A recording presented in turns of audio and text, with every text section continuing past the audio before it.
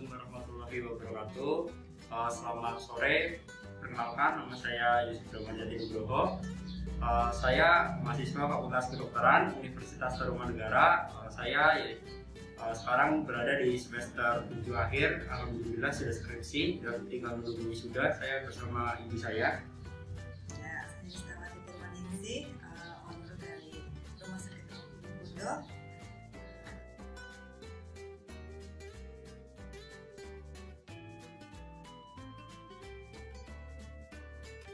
Mekanisme penularan COVID-19 yaitu kita harus mengetahui dulu apa itu COVID. COVID adalah Coronavirus Disease 19-nya, yaitu ditemukan pada 2019 akhir di Wuhan, China.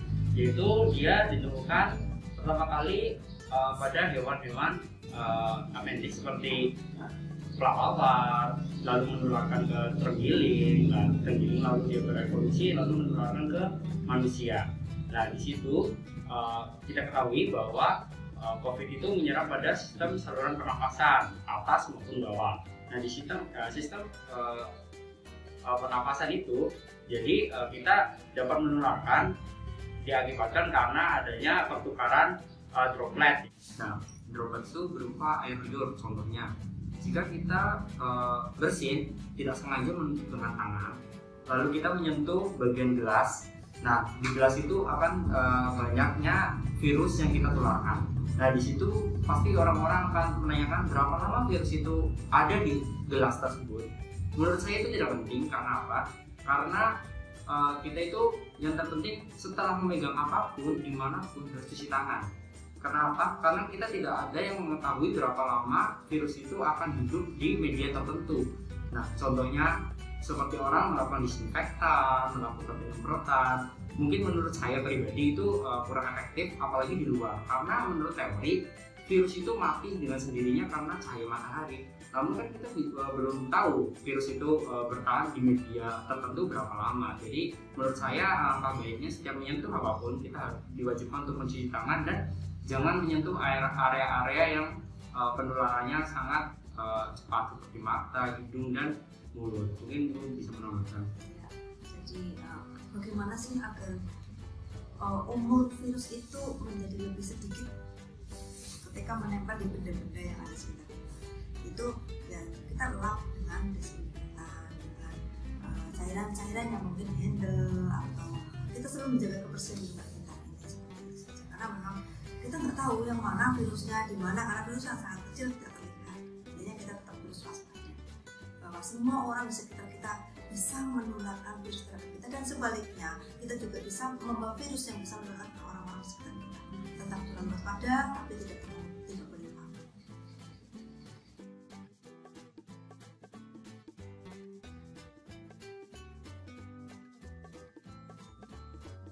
Ya, mungkin COVID dan influenza itu perbedaannya seperti ini. Sebenarnya COVID itu bisa menularkan pertama kali yaitu lewat saluran pernafasan. Yang pertama adalah saluran pernafasan atas, lalu dia berimigrasi kepada saluran pernafasan bawah, itu di paru-paru. Nah, di saluran pernafasan atas yaitu hampir tidak ada bedanya dengan influenza. Jadi mirip gitu ya. Jadi dia bisa bersin, jadi demam, pilek, kayak influenza kan seperti itu. Dia respon tubuhnya bersin, demam seperti itu karena faktor inflamasi dari virus tersebut. Lalu dia bermigrasi ke paru-paru. Nah, di paru-paru ini kita bisa melihat bahwa adanya seperti luka pada paru-paru yang mengakibatkan pasien itu sesak nafas, batuk, nafasnya terengah, dan di sini bisa kita larikan ke rumah sakit. Lalu kita memasangkan ventilator karena dia kesusahan nafas karena virusnya sudah sangat banyak di paru-paru. Jadi dia untuk membutuhkan pertolongan itu untuk agar bisa bernafas. Influenza hanya di Nah, influenza yang di pernafasan atas tidak sampai ke paru-paru. Dari sisi COVID-nya ada yang namanya orang tanpa gejala yang sering digubur-guburkan pemerintah dulu.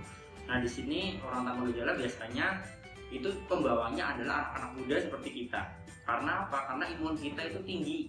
Nah, karena imun kita tinggi, di situ kita dapat menularkan kepada imun yang lebih rendah yang dikatakan ibu tadi, seperti lansia, anak kecil, dan orang yang sedang kelelahan. Nah di situ mereka bisa menjadikan COVID itu sebagai yang simptomatis, yang bergejala. Nah bergejala itu sangat berbahaya karena bisa menjadikan kematian, yaitu karena gagal nafas seperti itu.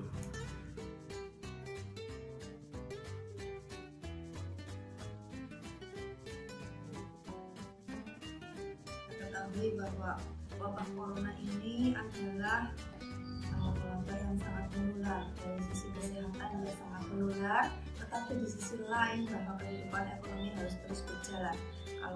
Kalau banyak sekali pembatasan karena penularan itu kita lakukan, sehingga akan membatasi langkah-langkah di sisi ekonomi. Oleh karena itu ekonomi terus berjalan, protokol kesehatan harus dilakukan karena kita tetap masih hidup berdampingan dengan COVID-19. Dan masyarakat umumnya tahu bahwa new normal itu, kehidupan di era baru itu mereka anggap kita sudah normal, tidak normal. Salah pengertiannya. New normal itu bahwa kehidupan terus berlangsung dengan wabah di sekitar kita, dengan tetap terus memperhatikan protokol kesehatan. Nah, kita sebagai masyarakat, termasuk Anda sebagai mahasiswa, harus mengkampanyekan tentang protokol kesehatan. Apa saja yang harus dilakukan oleh orang dengan keadaan wabah di sekitarnya. Pertama, tentunya kita harus jaga jarak. Itu penting karena virus ini akan menular di area sekitar setengah sampai di bawah setengah. 1,5 sampai 2 meter. Itu terus menggunakan masker, cuci tangan dengan menggunakan air mengalir, jaga kesehatan karena imunitas atau kekebalan tubuh kita juga sangat berpengaruh terhadap proses penularan. Kita berpikir positif, kemudian di samping itu semua kita kembalikan kepada Allah Subhanahu wa Ta'ala karena Dia yang akan mendatangkan penyakit, Dia yang akan memberikan. Ya mungkin saya ingin menambahkan sedikit. Jadi untuk pembatasan jarak itu di sini kita mengetahui yaitu namanya physical distancing, itu tidak bersentuhan.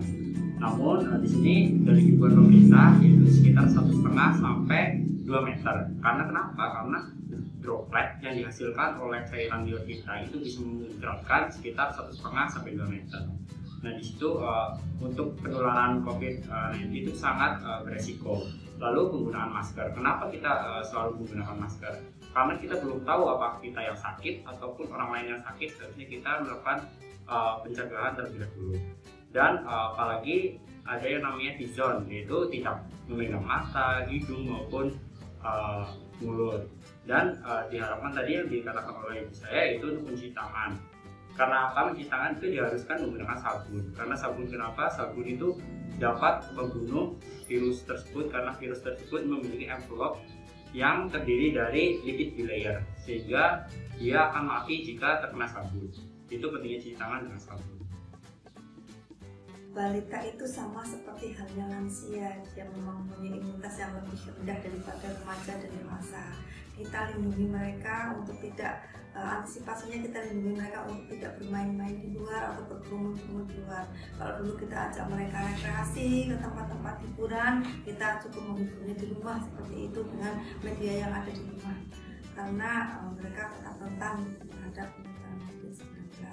Kemudian kita beri mereka gizi yang cukup untuk imunitas yang baik seperti itu. Jadi kita jaga mereka, ketika terpaksa pun kita bawa mereka ke tempat keramaian, misalnya kita bawa ke rumah sakit, periksa, imunisasi, misalnya kita tetap harus menjaga protokol kesehatan terhadap dia. Kita tahu kemarin bahwa ada beberapa petugas kesehatan yang mengatakan terserah seperti itu karena saking dia merasa bahwa orang-orang tidak menjaga kesehatannya, tidak menjaga proses penularannya seperti itu. Kemudian kalau memang semua merasa bodoh atau takut terhadap COVID ini, kita akan mengenal herd immunity. Artinya bahwa yang kuat yang akan bertahan, yang tidak kuat dia akan mati seperti itu. Jadi hukum alam akan muncul. Siapa yang kuat, jangan sampai seperti itu. Kenapa? Nanti tetap ada kaum yang lemah, kaum lansia, para petugas kesehatan yang kelelahan, dia akan tumbang kalau kita memang tidak peduli terhadap penularan COVID-19 ini.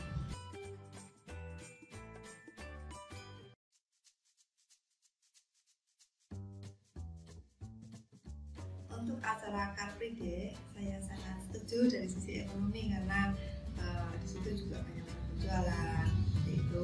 Dari sisi kesehatan juga orang menjadi berolahraga seperti itu. Tapi dari sisi penularan COVID juga kita perlu waspadai karena ketika kita ketemu dengan orang tadi bahwa potensi untuk tertular itu menjadi besar.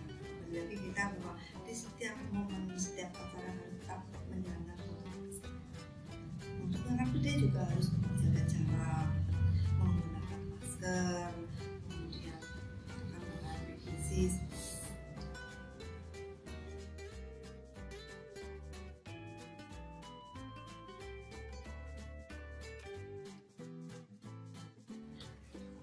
Seperti tadi saya sudah katakan bahwa di era new normal ini semua harus berjalan seperti biasa, tetapi kita tetap memperhatikan protokol kesehatan. Untuk ke tempat-tempat ibadah juga ada protokol kesehatan sendiri, misalnya ke masjid. Ketika kita sholat jamaah di masjid, jaga jarak itu pasti. Sekarang semua masjid sudah ada tanda-tanda silamnya. Kemudian membawa alat ibadah sendiri, membawa mukena sendiri, membawa sajadah sendiri, Al-Quran sendiri seperti itu. Kemudian wudhu dari rumah seperti itu. Jadi kita benar-benar menjaga protokol kesehatan, tidak bersalaman-salaman ketika di masjid seperti biasa. Kita akan bisa salaman, kita menghindari kontak fisik, jaga jarak seperti itu. Jadi itu protokol di masjid. Begitu juga di gereja, ketika duduk, duduk pakai bangku. Nah itu tetap ada bangku selang-seling, tidak. Terus kemudian mungkin tidak ada salaman, tetap sama ya, tetap jaga jarak seperti itu. Jadi semua di tempat ibadah, di tempat olahraga, di tempat-tempat keramaian kita tetap harus mengutamakan protokol kesehatan. Seperti itu harus ada di mindset kita bahwa ketika kita mau pergi, kita harus dalam keadaan bersih, harus mencuci tangan, harus menggunakan masker, jaga jarak. Itu seperti itu menjadi kebiasaan kita. Jadi setelah ada virus corona ini, baik nanti masih ada ataupun sudah pergi, kita akan menjadi orang yang sudah terbiasa dengan kehidupan berkesehatan, kehidupan dengan pola kesehatan kita.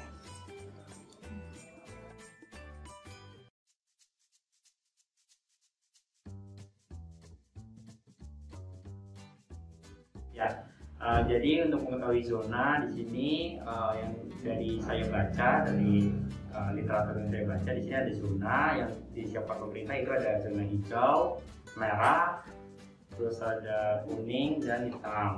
Jadi di sini kita berurutan dari hijau, kuning, merah dan hitam, itu seperti lampu merah lah kita.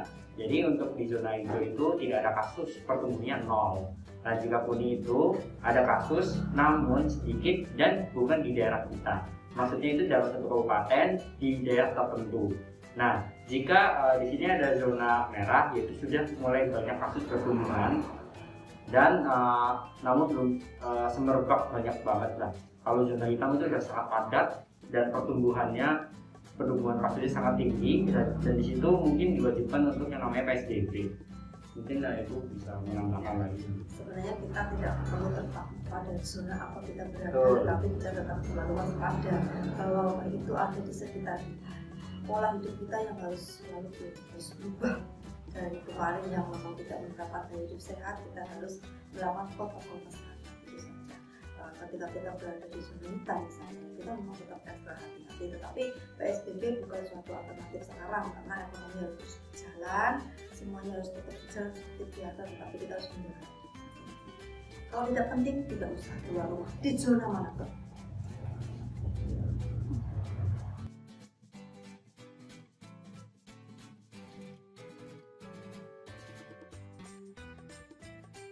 Untuk orang dengan pernah bertemunya dengan penderita COVID, yaitu diharapkan untuk melakukan tes. Nah, tes yang pertama yaitu adanya screening. Screening bisa dilakukan dengan cara tes rapid yang kita kenal di seluruh media, rapid ya seperti itu, yaitu dengan mengambilnya darah pada ujung jari yaitu perifer, lalu kita mendeteksi ataukah ada antibodi yang sudah terdeteksi di seluruh tubuh kita. Jadi di situ akan terdeteksi namanya antibodi IgM dan IgG. Jadi jika di tubuh kita ada respon tubuh yang namanya inflamasi, lalu bisa terdeteksi adanya antibodi itu muncul. Nah di situ kita bisa menduga bahwa di situ adanya infeksi virus ataupun yang lainnya. Namun di sini efektivitasnya sangatlah rendah karena untuk screening sekitar 60-70%. Jadi bisa jadi yang positif jadinya negatif itu namanya false positif, ataupun yang negatif jadinya positif false negatif. Nah selanjutnya yaitu yang paling sakti lah bahasanya kita, yaitu adanya PCR, RT-PCR. Nah RT-PCR itu orang awam bilangnya swab, yaitu jadi mengambilnya dari nasofaring. Nasofaring itu di bagian hidung, lalu dimasukkan seperti cotton bud, alat. Ntar di situ kita ambil bagian urea di bagian hidung, lalu kita tes di